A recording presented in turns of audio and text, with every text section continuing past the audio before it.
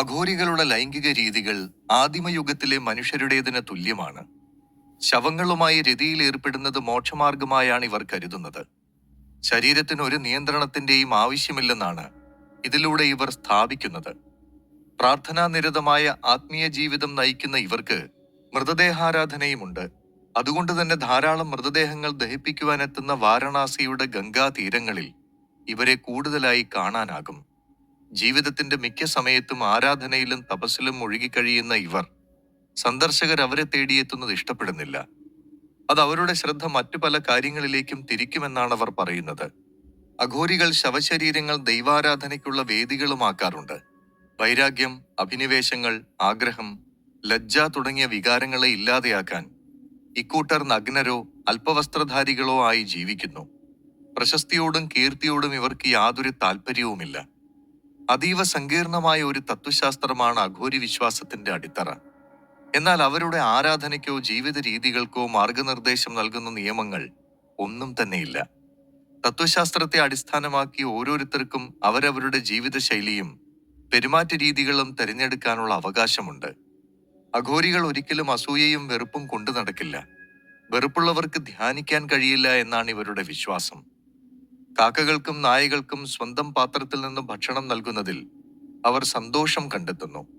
മൃഗങ്ങൾ ഭക്ഷണം വൃത്തികേടാക്കുമെന്നതുപോലുള്ള ഹീനചിന്തകൾ ഇല്ലാതാക്കുന്നതിലൂടെ ശിവനോടൊപ്പം എത്തുക എന്ന അവരുടെ പരമമായ ലക്ഷ്യത്തിലെത്താൻ കഴിയുമെന്നാണ് അവരുടെ വിശ്വാസം. നല്ലതും ചീത്തയും എല്ലാം ശൈവ സൃഷ്ടികൾ തന്നെ. അതുകൊണ്ട് തന്നെ അഘോരികളെ സംബന്ധിച്ച് ഒരു കേക്കിന്റെ കഷണവും ചത്ത മൃഗത്തിന്റെ ഇറച്ചിയും ഒരുപോലെയാണ്. രണ്ടും ശിവനാണ്. ഉത്തർപ്രദേശിലെ മിർസാപൂർ ജില്ലയിൽ സ്ഥിതി ചെയ്യുന്ന വിന്ധ്യാചൽ ഹിന്ദു തീർത്ഥാടനത്തിന് പേരുകേട്ട സ്ഥലമാണ്. കാളീദേവിയുടെ അവതാരമായ വിന്ധ്യാവാസിനിയെ ആരാധിക്കുന്ന ഇവിടം മാർക്കണ്ഡേയ പുരാണത്തിൽ പരാമർശിച്ചിട്ടുള്ള സ്ഥലമാണ്. മഹിഷാസുരനെ വധിച്ച ശേഷം ദുർഗാദേവി ഇവിടെ എത്തിയെന്നും തന്റെ സ്വന്തം രൂപത്തിൽ ഇവിടെ കുടികൊണ്ടു എന്നുമാണ് വിശ്വാസം. ധാരാളം ഗുഹകളാൽ ചുറ്റപ്പെട്ട ഈ ക്ഷേത്രത്തിന്റെ സമീപത്ത് അഘോരികൾ ധ്യാനിക്കാനായി വരാറുണ്ടെന്നാണ് പറയപ്പെടുന്നത്. ശക്തിപീഠങ്ങളിൽ ഒന്നായ ഗുപ്തകാശിയിലെ കാളിമഠമാണ് അഘോരികൾ പ്രാർത്ഥനയ്ക്കായി എത്തുന്ന മറ്റൊരു ക്ഷേത്രം. കേദാർനാഥ് മലനിരകൾക്കിടയിൽ സ്ഥിതി ചെയ്യുന്ന ഈ ക്ഷേത്രത്തിൽ കാളീദേവിയെയാണ് ആരാധിക്കുന്നത്. പശ്ചിമ ബംഗാളിലെ റാംപുരത്ത് ജില്ലയിൽ സ്ഥിതി ചെയ്യുന്ന താരാപീഠ് താന്ത്രിക വിദ്യകൾക്ക് പേരുകേട്ട ക്ഷേത്രമാണ്. തൊട്ടടുത്തായി തന്നെ വലിയൊരു ശ്മശാനം സ്ഥിതി ചെയ്യുന്നു എന്നതാണ് ഈ ക്ഷേത്രത്തിന്റെ പ്രത്യേകത. അതിനാൽ തന്നെ ഇവിടുത്തെ ശ്മശാനത്തിൽ രാത്രികാലം ചെലവഴിക്കാനും ധ്യാനിക്കാനും അഘോരികൾ എത്താറുണ്ടെന്നാണ് കരുതപ്പെടുന്നത്. അഘോരി ക്ഷേത്രം എന്നറിയപ്പെടുന്ന ചെന്നൈയിലെ മൈലാപ്പൂരിലെ കപാലീശ്വർ ക്ഷേത്രം ഏറെ പേരുകേട്ട ക്ഷേത്രമാണ്. ഇതിനടുത്തുള്ള ആശ്രമത്തിൽ ഇവരുടെ പൂജകളും ആഘോഷങ്ങളും നടക്കുന്നുണ്ടെന്നാണ് വിശ്വാസം. മരണത്തിന്റെ ഗന്ധമുള്ള ഗംഗയുടെ കരകളിൽ ഇവരെ കാണാൻ സാധിക്കും. വാരണാസിയിൽ ഏറ്റവും കൂടുതൽ ശവസംസ്കാരങ്ങൾ നടക്കുന്ന സ്ഥലമാണ് മണികർണിക ഘട്ട്. ഇവിടെയാണ് ഏറ്റവും കൂടുതൽ അഘോരികളെ കാണാൻ സാധിക്കുക. പകൽ സമയങ്ങളിൽ അഘോരികളെ കാണാൻ കഴിയില്ല. രാത്രികാലങ്ങളിലാണ് അഘോരികൾ പുറത്തിറങ്ങാറുള്ളത്. ദ അഘോരീസ് അൺടോൾഡ് സ്റ്റോറി എന്ന പുസ്തകത്തിൽ പ്രദീപ് ജെയിൻ ചൂണ്ടിക്കാട്ടുന്നത് നോക്കുക.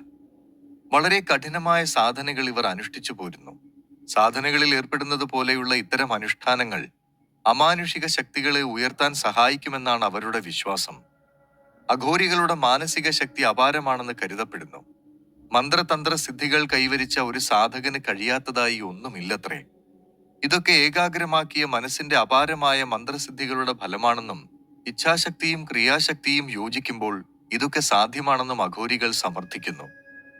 പരകായ പ്രവേശം അറിയുന്നവരും അഘോരികളിൽ ഉണ്ടത്രേ. ആത്മാക്കളോട് സംസാരിക്കുവാനും ഇവർക്ക് സാധിക്കും.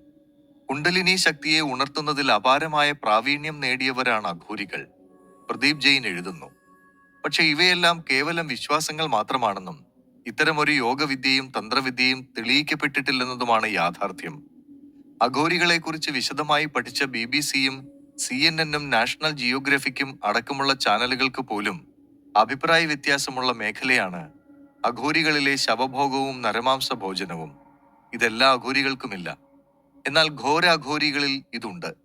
ദൈവം സകലതിലും നിലനിൽക്കുന്നു എന്നതാണ് അവരുടെ വിശ്വാസം. അതിനാൽ മാംസം ഭക്ഷിക്കുകയും മനുഷ്യന്റെ തലയോട്ടികൾ അണിയുകയും ചെയ്യുന്നത് ഇവർക്ക് തെറ്റല്ല. പ്രശസ്ത ഫോട്ടോഗ്രാഫറായ ഡേവർ റോസ്റ്റ്ഹറിനോട് അഭിമുഖത്തിൽ ഒരു അഘോരി പറഞ്ഞത്, പുറത്തുള്ളവർക്ക് ഞങ്ങൾ ചെയ്യുന്നത് നിഷ്ഠൂരവും അനാചാരവുമായി തോന്നുന്നതിന് കാരണം ലളിതമാണ്.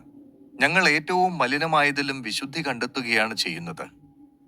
ഒരു അഘോരി ശവശരീരവുമായി ലൈംഗിക ബന്ധത്തിൽ ഏർപ്പെടുമ്പോഴും മനുഷ്യന്റെ തലച്ചോർ ഭക്ഷിക്കുമ്പോഴും ഈശ്വരനിലാണ് ശ്രദ്ധ കേന്ദ്രീകരിക്കുന്നതെങ്കിൽ അവൻ ശരിയായ പാതയിലാണ് എന്ന് പറയാം. ജെയിൻ മേത്ത ഇതേക്കുറിച്ച് ഇങ്ങനെ എഴുതുന്നു: യഥാർത്ഥ അർദ്ധനാരീശ്വര സങ്കല്പമാണിത്. ഊർജവും ജഡവും യോജിക്കുക തന്നെ വേണം. അപ്പോൾ മാത്രമേ പൂർണ്ണതയിലേക്കുള്ള പ്രയാണം പൂർത്തിയാകുന്നുള്ളൂ. സ്ത്രീയും പുരുഷനും സംഭോഗത്തിൽ ഏർപ്പെടുമ്പോൾ ലഭിക്കുന്ന ആനന്ദം ക്ഷണികമാണ്. പെട്ടെന്നുള്ള ഇന്ദ്രിയസ്ഖലനമല്ല യഥാർത്ഥത്തിലുള്ള ആനന്ദം. പൗർണമി ദിവസം മാത്രമേ അഘോരികൾ ഈ സാക്ഷാത്കാരത്തിന് വേണ്ടി തുനിയുകയുള്ളൂ. അന്ന് താന്ത്രിക സാധനയുടെ സാമൂഹിക മൈഥുന സമയമാണ്. നരനും നാരിയും, അതായത് പ്രകൃതിയും ഒന്നാകുന്ന പുണ്യമുഹൂർത്തമാണെന്ന്. ശിവനും പാർവതിയും ഈ രീതിയിൽ ആനന്ദമൂർച്ഛയിൽ എത്തിയതായി കാണാം. പൗർണമി ദിവസം വൈകിട്ട് 8 മണിക്ക് ശേഷമാണ് ഈ ആനന്ദോത്സവത്തിന് തുടക്കം കുറിക്കുക. അഘോരികൾ ചുറ്റും കൂടിയിരുന്ന് ലഹരി നുണയുകയും മുഖ്യപൂജാരി മന്ത്രോച്ചാരണം നടത്തുമ്പോൾ അവർ ഏറ്റുചൊല്ലുകയും ആ ശബ്ദത്തിൽ വായുവിലെ കണങ്ങൾക്ക് സാന്ദ്രത വർദ്ധിക്കുകയും ചെയ്യുമത്രേ. ഇത് സൂക്ഷ്മ ശരീരത്തെ ഉത്തേജിപ്പിക്കുകയും ചെയ്യും. ഈ സമയത്ത് നഗാരിവാദ്യം ആരംഭിക്കുകയും കിന്നര വീണയിൽ നിന്നും ഉയരുന്ന ശബ്ദം നഗാരിവാദ്യത്തിന് കൂട്ടാവുകയും ചെയ്യുമ്പോൾ അന്തരീക്ഷം ശബ്ദമുഖരിതമാകുന്നു. ആ സമയത്ത് പുരുഷൻ ഒരു ഇണയെ സ്വീകരിക്കുന്നു. ആർക്കും സ്ഥിരമായ ഒരു ഇണ എന്നൊന്നുമില്ല. ഇണയില്ലാതെ തനിയെ നടനമാടുന്നവരുമുണ്ട്. ഇണയോടൊത്തുള്ള നടനം ഉന്മാദാവസ്ഥയിൽ എത്തുമ്പോൾ വിവസ്ത്രരാകും. പിന്നീട് ചില കർശന നിയമങ്ങളുണ്ട്. അത് തെറ്റിക്കുന്നവരെ അപ്പോൾ തന്നെ അയോഗ്യരാക്കും. ഈ കർമ്മങ്ങളെല്ലാം തന്നെ മുഖ്യഗുരുവിന്റെ കർശനമായ നിയമാവലികൾക്കുള്ളിലായിരിക്കും. അയോഗ്യരാക്കുന്നവർക്ക് 3 പൗർണമി നാളുകളിൽ ഈ പ്രക്രിയകളിൽ പങ്കാളികളാകുവാൻ കഴിയില്ല. നടനം അതിന്റെ അവസാനമാകുമ്പോൾ വാദ്യഘോഷം മുറുകുന്നു.